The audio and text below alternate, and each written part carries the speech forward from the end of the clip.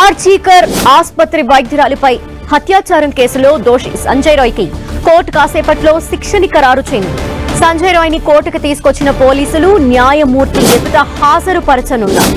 సంజయ్ రాయ్ ని దోషిగా తేలుస్తూ శనివారం తీర్పిచ్చిన కోల్కతా కోర్టు ఎంతకాలం శిక్ష విధించబోయేది కాసేపట్లో వెల్లడించనుంది. దీంతో కోర్టు ఏ శిక్ష విధిస్తుందనేది ఉత్కంఠగా మారింది. ఘటన జరిగిన 162 రోజుల తర్వాత ఈ కేసులో తీర్పునిచ్చింది. గత ఏడాది ఆగస్టు 9న ఆర్జీకర్ మెడికల్ కాలేజీలో ట్రైనీ డాక్టర్ పై సంజయ్ రాయ్ దారుణంగా అత్యాచారం చేసి హత్య చేసినట్టు తేలింది. ఈ ఘటనపై దేశవ్యాప్తంగా నిరసనలు వ్యక్తం కావడంతో సిబిఐ రంగంలోకి దిగింది. కేంద్ర దర్యాప్తు సంస్థ విచారణలో సంచలన విషయాలు వెలుగులోకొచ్చాయి. దర్యాప్తు అనంతరం కోల్కతాలోని ప్రత్యేక కోర్టులో సిబిఐ ఛార్జ్షీట్ దాఖలు చేసింది. నవంబర్ 12న విచారణ ప్రారంభించిన తర్వాత సీల్దా కోర్టు అదనపు జిల్లా సెషన్స్ జడ్జ్ అనిర్బన్ దాస్ సంజయ్ రాయ్ ని దోషిగా తేల్చుతూ తీర్పుని వెల్లడించారు. అయితే తనను ఈ కేసులో ఇరికించారని తీర్పు సమయంలో సంజయ్ రాయ్ కోర్టు దృష్టికి తీసుకెళ్లాడు. శిక్ష ఖరారుకు ముందు మాట్లాడేందుకు అవకాశం ఉంటుందని సంజయ్ రాయ్ కి న్యాయమూర్తి చెప్పాడు.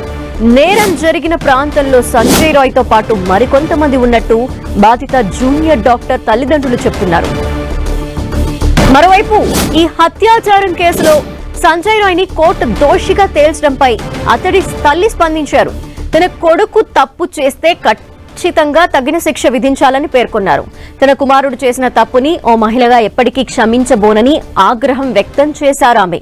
తనకి 3 కుమార్తెలు ఉన్నారని, వైద్యురాలు పడిన బాధ నరకాన్ని తాను అర్థం చేసుకోగలనని ఆవేదన వ్యక్తం చేశారు.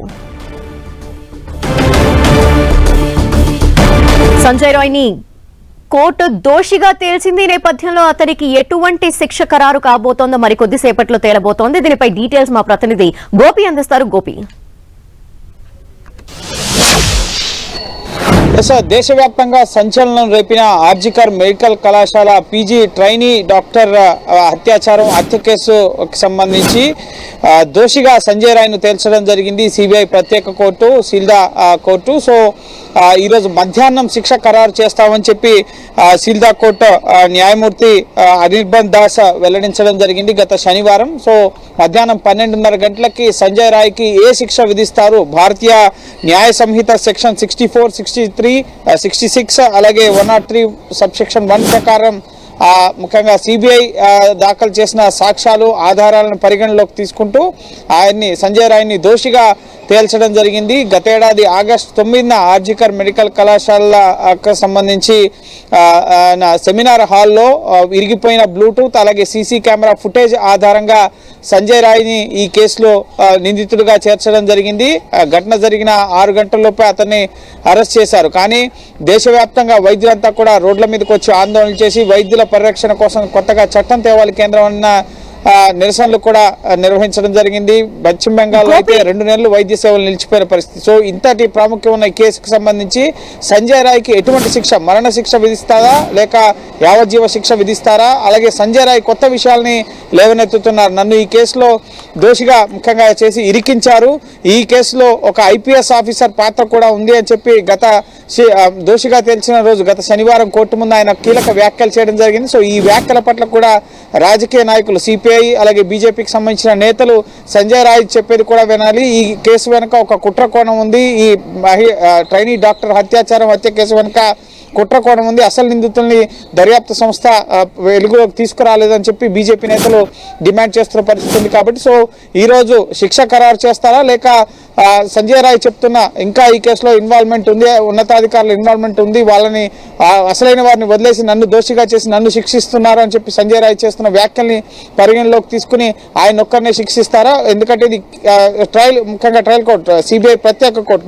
ఈ కోర్టు ఆర్డర్ని హైకోర్టులో, సుప్రీంకోర్టులో సవాల్ చేసుకునే ఛాన్స్ కూడా సంజయ్ రాయ్కి ఉంది. కానీ సంజయ్ రాయ్ యొక్క కుటుంబ సభ్యులు, ఆమె తల్లి కానీ సోదరిమణులు కానీ అతన్ని బహిరంగంగా ఉరితీసినా మాకు ఎటువంటి ఇబ్బంది లేదు, ఆయన చేసిన చాలా తప్పు అని చెప్పి కుటుంబ సభ్యులు చెప్తున్నారు. ఈ నేపథ్యంలో ట్రయల్ కోర్టు, ముఖ్యంగా సీల్దా కోర్టు సంజయ్ రాయ్ చెప్తున్న కొత్త అంశాలను ఇప్పుడు పరిగణలోకి తీసుకుంటుందా లేదా సిబిఐ కేసు దర్యాప్తుని ముగించింది కాబట్టి పూర్తిగా సాక్ష్యాలు ఆధారాలు సంజయ్ రాయ్కి అగ్నెస్ట్ గా ఉన్నారు కాబట్టి వాటినే పరిగణలోకి తీసుకుని ఈ రోజు భారతీయ న్యాయ సంహిత సెక్షన్స్ కింద అతనికి శిక్షను ఖరారు చేస్తుందా, ఏం జరగబోతుంది అనేది మధ్యాహ్నం 12:30 గంటలకి స్పష్టత రాబోతోంది. గోపి తనని కావాలనే ఇరికించారు అనే ఆ వ్యాఖ్యల్ని కనుక కోర్టు కన్సిడర్ చేస్తే మరణ శిక్ష విధించే ఛాన్సెస్ కూడా ఉన్నాయి అంటున్నారు. కాబట్టి ఈ టాక్ నేపథ్యంలో ఎంతవరకు మరణ శిక్ష విధించే ఛాన్సెస్ ఉన్నాయి ఒకవేళ అతని మాటల్ని పరిగణలోకి తీసుకున్న నేపథ్యంలో? ఈ కేసులో ఇంకా ముఖ్యంగా తనని ఇరికించారు, అలాగే ఒక ఐపీఎస్ ఆఫీసర్ ఇన్వాల్వ్మెంట్ ఉంది అని చెప్పి సంజయ్ రాయ్ కీలక వ్యాఖ్యలు చేశారు. సో దోషిగా ఆయన చేస్తున్న వ్యాఖ్యల్ని కోర్టు పరిగణలోకి తీసుకుంటుందా లేదా అనేది ఇప్పుడు ఉత్కంఠగా మారింది. సెషన్స్ కోర్ట్ ముఖ్యంగా జడ్జ్ ప్రత్యేక న్యాయమూర్తి అనిర్బన్ దాస్ సంజయ్ రాయ్కి అవకాశం ఇస్తారా, అవకాశం ఇవ్వాలని చెప్పి కూడా రాజకీయ నేతల నుంచి ముఖ్యంగా ఇటు సిపిఐ సంబంధించిన నేత అలాగే న్యాయవాది ఈ కేసుకు సంబంధించి స్పందించడం జరిగింది. వికాస్ రంజన్ భట్టాచార్య ఈయన ముఖ్యంగా ఈ కేసులో కుట్రకోణం ఉంది, అసలు సంజయ్ రాయ్ ఏం చెప్తున్నాడో వినాలి, ముఖ్యంగా కోర్టు కూడా కోర్టు పర్యవేక్షణలో విచారణ జరుగుతున్నప్పుడు తొందరపడాల్సిన అవసరం ఏముంది, తొందరపడితే న్యాయం జరగదు. సో సంజయ్ రాయ్ చెప్తున్న విషయాలను కూడా విన్న తర్వాత వినాల్సిన బాధ్యత కోర్టుకు ఉంది, అలాగే దర్యాప్తు సంస్థకు కూడా ఉంది. సో అసలు విషయాలు ఏంటో తెలుసుకున్న తర్వాతనే నిజమైన దోషులకు శిక్షను విధించాలి అని చెప్పి కూడా రాజకీయ నాయకుల నుంచి వస్తున్న డిమాండ్. కాబట్టి సో ఈ కేసులో మళ్ళీ మొదటి నుంచి ఇన్వెస్టిగేషన్ చేయమని చెప్పి ఏమైనా కీలక ఉత్తర్వుల్ని సిబిఐ ప్రత్యేక కోర్టు ఇస్తుందా, లేక సిబిఐ సమర్పించిన సాక్ష్యాలు ఆధారాలకు అనుగుణంగానే ఇటు సంజయ్ రాయ్కి శిక్షను ఖరారు చేస్తుందా, ఆయన కేసును తప్పుదారి పట్టించేందుకు మళ్ళీ ఈ విధంగా కొత్త అంశాలను ఏమైనా తెర మీదకి తీసుకొస్తున్నారని చెప్పి కోర్టు భావిస్తుందా అనేది మనం వేచి చూడాల్సి ఉంటుంది. మరోపక్క తమ కూతురికి న్యాయం జరగలేదు అని చెప్పి ఈ ఆర్జీకర్ మెడికల్ కళాశాలలో హత్యకు గురైన ట్రైనీ డాక్టర్ యొక్క తల్లిదండ్రులు ఇటు సుప్రీంకోర్టు హైకోర్టును ఆశ్రయించారు. అసలైన దోషులకి శిక్ష పడేంత వరకు కూడా సీల్దా కోర్టు సిబిఐ ప్రత్యేక కోర్టు ఇచ్చే తీర్పుని నిలుపుదల చేయాలని చెప్పి కూడా ఇప్పటికే బాధితురాలి తల్లిదండ్రులు కూడా సర్వోన్నత న్యాయస్థానాన్ని హైకోర్టుని ఆశ్రయించారు. కాబట్టి సో సీల్దా సిబిఐ ప్రత్యేక కోర్టు ఎటువంటి ఉత్తర్వులు ఇస్తుందనేది సర్వత్రా ఉత్కంఠగా మారింది. గడిచిన కొన్ని నెలలుగా 5 నెలలుగా గత ఏడాది ఆగస్టులో ఈ ఘటన జరిగింది. సో త్వరితగతిన అక్కడ మమతా బెనర్జీ కూడా ఈ ఘటనకు నిరసనగా వ్యతిరేకంగా ర్యాలీలు కూడా నిర్వహించిన పరిస్థితి. బెంగాల్ ప్రభుత్వం వైఫల్యం చెందిందని చెప్పి అక్కడ ఉన్న విపక్షాలు బీజేపీ ప్రధానంగా ఆందోళన చేసిన పరిస్థితి ఉంది. సో రాజకీయంగా కూడా చాలా ప్రాముఖ్యత సంతరించుకున్న కేసు కాబట్టి సో సిబిఐ కోర్టు ఎటువంటి ఉత్తర్వులు ఇవ్వబోతుంది అనేది ఉత్కంఠగా మారింది. సంజయ్ రాయ్ లేవనెత్తుతున్న కొత్త అంశాలని కోర్టు పరిగణలోకి తీసుకుంటుందా లేదా సిబిఐ ఇచ్చిన ఆధారాలకు అనుగుణంగా ఆయనకు శిక్ష ఖరారు చేస్తుందా అనేది ఈ మధ్యాహ్నం 12:30 గంటలకు తెలియబోతోంది. థాంక్యూ గోపి.